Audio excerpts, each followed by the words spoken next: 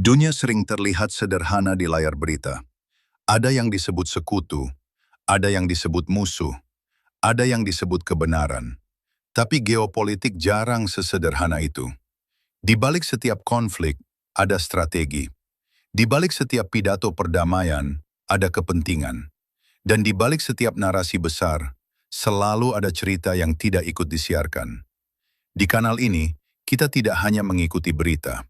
Kita membaca pola, kita menelusuri kepentingan, dan kita membedah narasi kekuasaan dunia. Selamat datang di Videsai Analitik.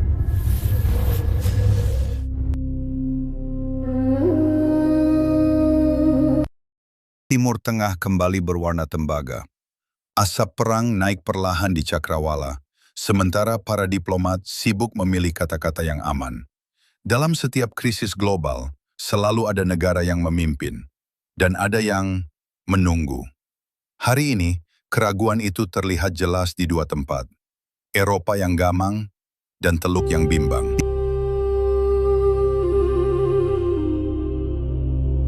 Di Timur Tengah bukan sekadar konflik regional.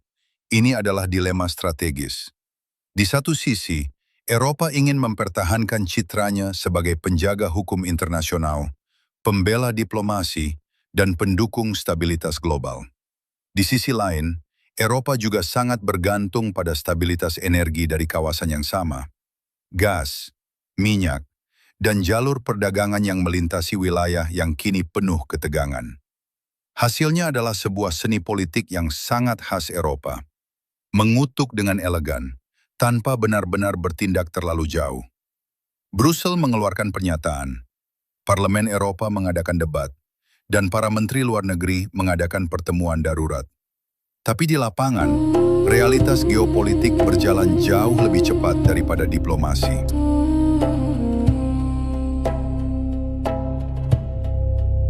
Ada alasan mengapa Eropa terlihat sangat hati-hati.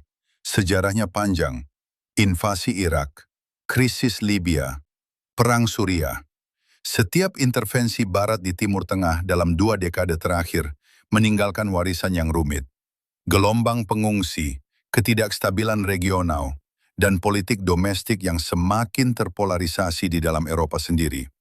Bagi banyak pemimpin Eropa, pelajaran yang diambil dari pengalaman itu sederhana. Terlalu aktif berisiko salah.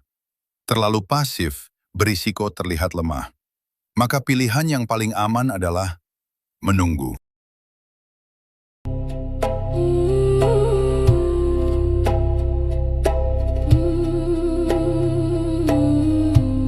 Jika Eropa terlihat gamang, negara-negara Teluk terlihat lebih rumit lagi.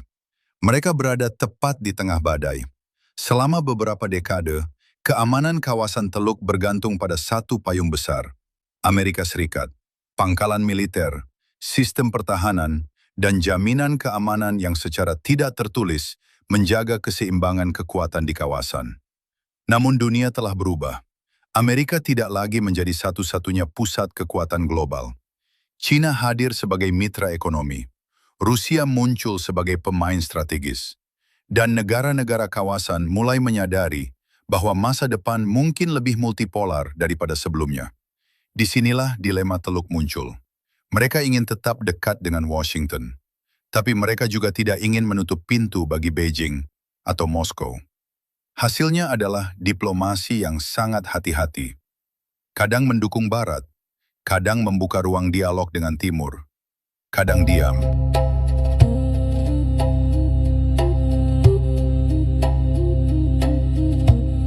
Di banyak ibu kota Teluk, strategi yang paling masuk akal saat ini adalah sederhana.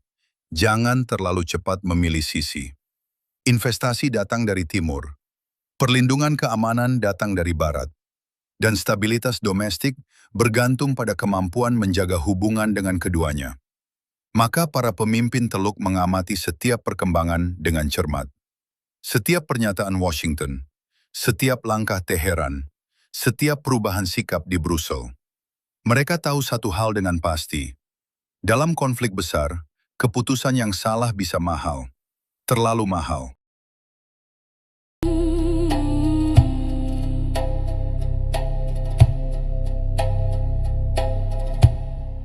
Jika kita melihat lebih luas, fenomena ini bukan hanya tentang Eropa atau Teluk.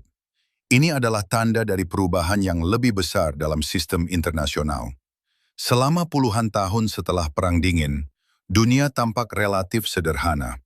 Satu kekuatan dominan, satu arsitektur keamanan global. Hari ini, peta itu menjadi jauh lebih kompleks.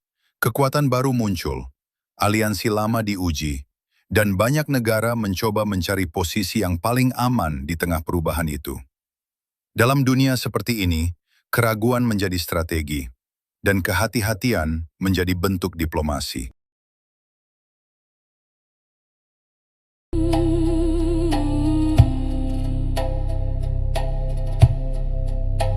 Jika sebelumnya dunia masih mencoba menjaga jarak, kini perang Iran mulai memaksa semua pihak untuk memilih. Serangan tidak lagi berhenti di dalam wilayah Iran. Rudal dan drone meluas ke kawasan Teluk, menyasar instalasi energi dan aset militer di berbagai negara. Kompas +1.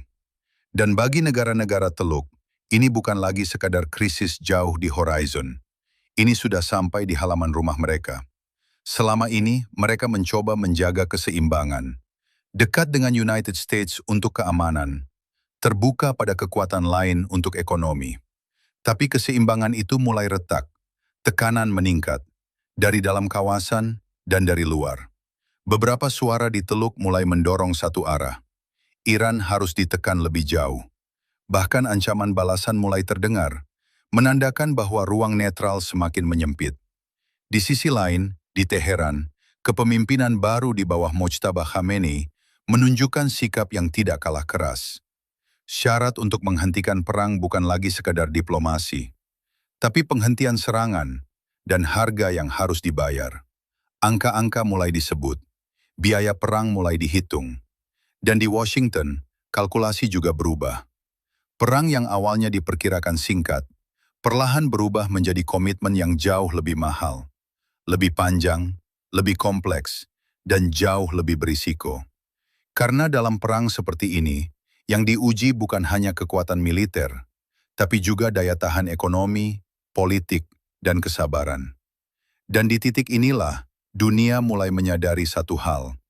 Ini bukan lagi konflik yang bisa dihindari dengan pernyataan diplomatik. Ini adalah momen ketika negara-negara, terutama di Teluk, tidak lagi bisa hanya menoleh ke segala arah. Mereka harus memilih.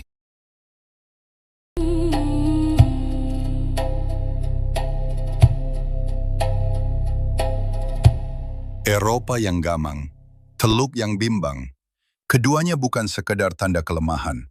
Kadang itu adalah refleksi dari dunia yang sedang berubah terlalu cepat. Karena dalam geopolitik modern, tidak semua negara ingin menjadi pemain utama. Sebagian hanya ingin memastikan satu hal, bahwa ketika badai berlalu, mereka masih berdiri.